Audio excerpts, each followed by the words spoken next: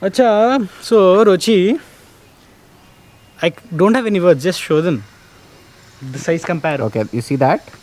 And you see this? Holy cow. See that? Okay, that's a bike. This This, is a Pandi. I have no idea what word we have for it. But yes, that's how big the Africa Twin is when you compare it to the RX100. And yes, that is why a lot of people get intimidated when they see adventure tourers like this.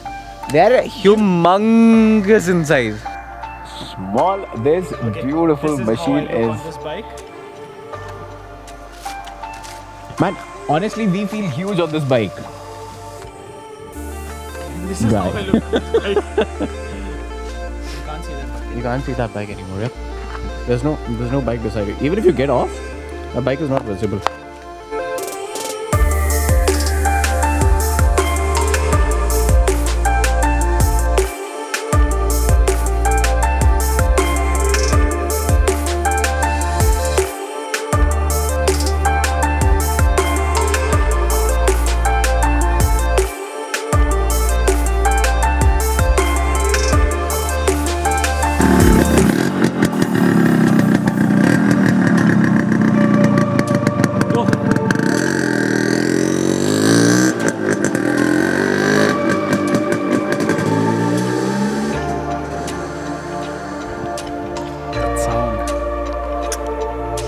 This particular bike had a crazy cult following back in the 90s and the early 2000s. Though it is banned now, the presence is still on.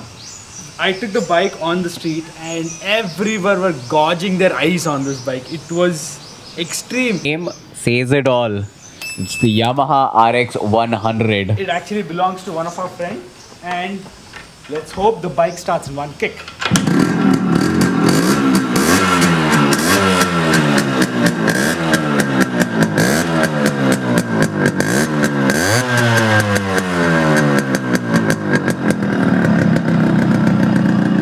This is one of the finest examples of this bike I have seen in a very long time. It's been restored to almost the original condition. There's nothing which is new. Everything is old, restored, refurbished, and put back on the bike.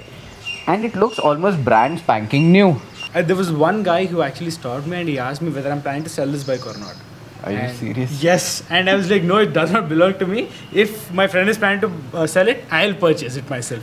So yes, it's a cult favorite, and there is an aura about two-stroke. Yeah, exactly. About two-stroke bikes. The last time when we rode a two-stroke, the SD Road King, I went mad, or I was happy hearing the sound of the bike. Even this bike sounds, I won't say similar, but it sounds unique in that sense. Those who don't know about this bike, this is a Yamaha RX100. It got discontinued during the BS4 era itself, and this is a two-stroke bike producing close to 10 bhp and close to again 10 Newton meters of torque. But if you can hear that, that's a two-stroke again. Two-stroke bikes, they have a unique sound, and wherever they go, people will, look for that bike, because you won't get the same feeling in present day bikes. Any new bike, any expensive bike, two strokes are just up there. They give you a different vibe of biking. I remember a lot of memories with such bikes when I was very young. They used to run a lot on the streets when I was really young. The sound is nothing new to me, but for somebody who was born after the 2000s, you don't get to hear this sound, and it is very, very, very unique, and it's only unique to these two-stroke engines.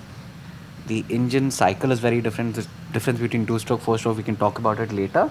The reason why they are discontinued is because of the emission norms. Two-stroke engines produce a lot of waste gases. Okay, this particular bike has 1 down and 3 up, and I'm not sure whether that is stock from the manufacturer or the owner of this bike has changed it, but I'm used to 1 down 4 ups. Like the old age bikes, most of all the old age bikes, they actually are all up or all down, but this is what I'm used to here. And also this bike comes with a heel shifter, and I wrote this in the. I wrote this yesterday itself, and I never use the heel shifter. I'm not used to it. I'm only used toe shifting, and also by saying this, there is chain inside this. I'm pretty sure anyone who have purchased this bike, they never ever removed this cover and maintained or looped their chains. Only if the bike is gone for service, the technician will do it. Until unless you don't have to do it. Okay, another reason why it is covered like that. These bikes don't produce a lot of power, yeah. So these chains, they don't need a lot of maintenance.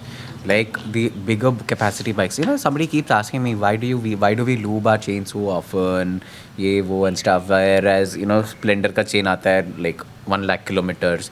Your big bike capacity chain only come for about 7-8 or technically about 20-30,000 kilometers. Why do you keep changing the chains and sprockets? Because they have produced so much power that the chains kharab ho jate over time. These don't produce as much power, so they last basically the lifetime of the bike without any much of maintenance to them. And also the switch gear is fairly simple. You have your, let me turn this on. You have your horn, better than an Activa horn. You have functioning indicators.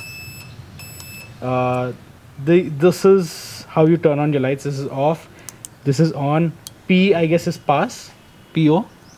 I have no idea what is PO. Parking. What parking in this? If you guys have any idea, please comment down below. And there is also low beam and high beam. And nothing on the right hand side. Okay. First thing, this is a carburetor engine. It's not a fuel injection. So this is off. The fueling is off. Up is reserve. Down is on. And the owner told me to keep the bike only in reserve to start the bike. So the fueling is on, pumping is on. Start the bike, keep it in ignition, take the kick rod, and 1, 2. No, 1, 2.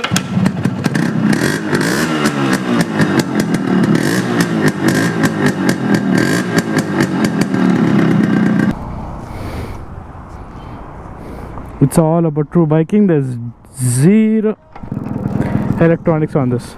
Yeah.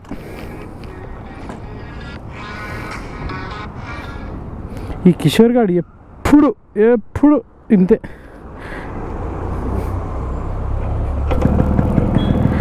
Starts like a charm.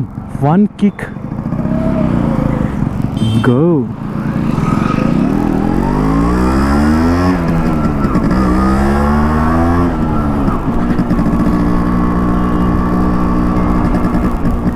The indicators, they work.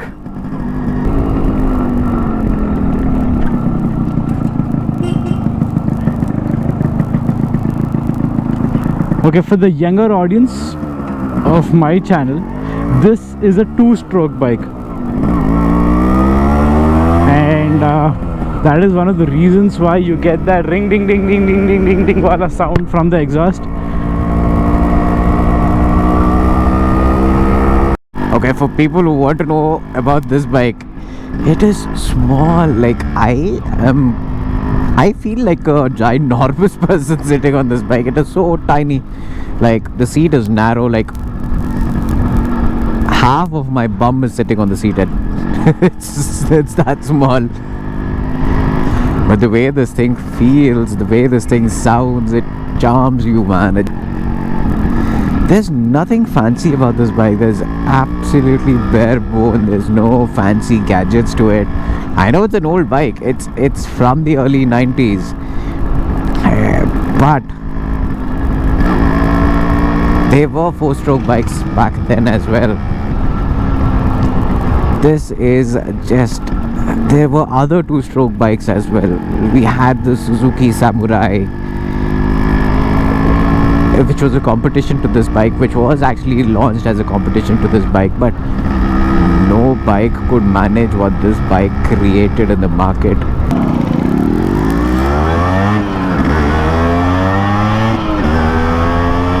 Third gear, fourth gear, and that's it. There's an instant spark and acceleration. This thing struggles beyond 65-70 kilometers per hour. It's not meant for the high speed runs. Suspension is firm. I think you can hear it or understand the firmness of the suspension from my voice.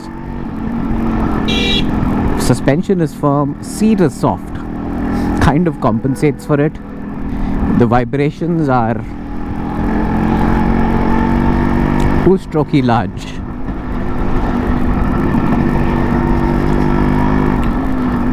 But there is no vibration on the seat, zero on the seat. You can feel it around the bike. The vibrations which a two-stroke produces are very different to the modern four-stroke bikes. You don't have a buzz. It's not the same similar buzz which is felt. It is very different. You have to ride this machine to understand, to feel it.